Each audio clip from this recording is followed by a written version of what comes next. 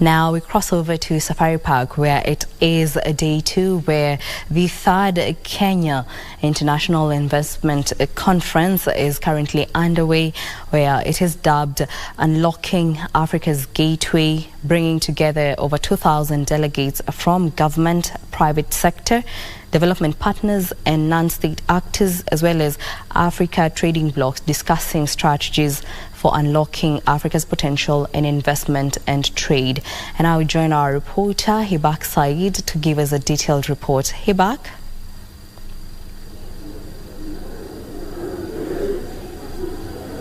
Thank you so much, Jackie Wambiru. We're still on ground at Safari Park, where we have been following the proceedings of the Kenya International Investment Conference. We have been talking about a lot of sectors, and we've been looking at exhibitions, and most importantly, just a few moments ago, the Cabinet Secretary for Tourism, Penina Malonza, was here talking about a lot of things that are going to be impacting the tourism sector, and most importantly, tourism is always associated with animals.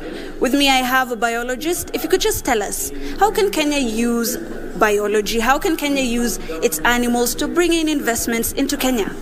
Yeah, thank you very much. Of course, Kenya is one of the top global biodiversity countries. And to put that into perspective, I'm talking about 400 species of mammals, about 1,110 species of birds, 100 species of reptiles, over 100 species of frogs alone, and several Sicilian species that have never been, seen by tourists. And these are some of the species that people can enjoy as they come to this country. In addition, we have endangered species that are specific to Kenya. One of them is the Hirola antelope that is endemic to eastern Kenya, and there are about 400 to 500 of them left.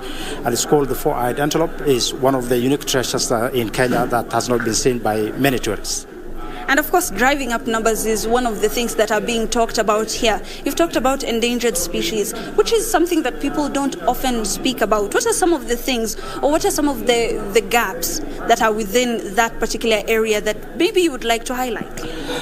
Yes, a lot of the tourist circuit in Kenya is limited to specific regions, but it could be opened up to cover other areas like northeastern Kenya and northern counties, and also coastal counties. And with the building of the infrastructure such as the lab set, some of these areas are going to open up, and people are going to see many more products. And of course, driving up investment is not only in the tourism sector. We are also looking at new innovations and things that haven't been done before that are going to be starting out in Kenya. Remember that Kenya is being looked at as the gateway into the African continent, as a place of investment and a place of connection. Blockchain. What exactly is blockchain, and how is Kenya a leader in this front?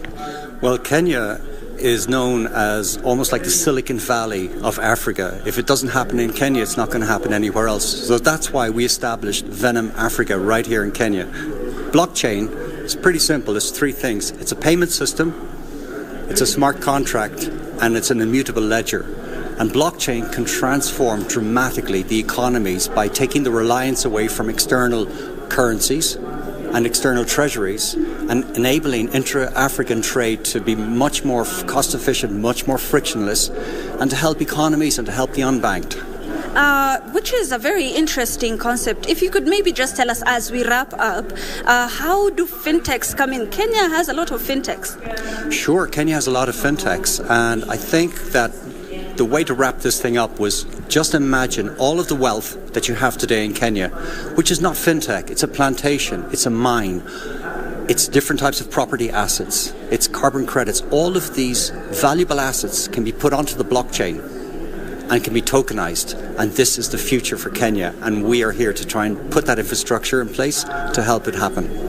Of course, investors are looking towards tokenization to ensure that Kenya taps into places that we thought we would never be able to tap into. As the day progresses, we are seeing advancements being made in various sectors, and we're even looking to see how we can enrich the micro, small and medium enterprises to ensure that we can tap into these things and that we can grow the economy. Back to you in studio, Jackie Wambiru.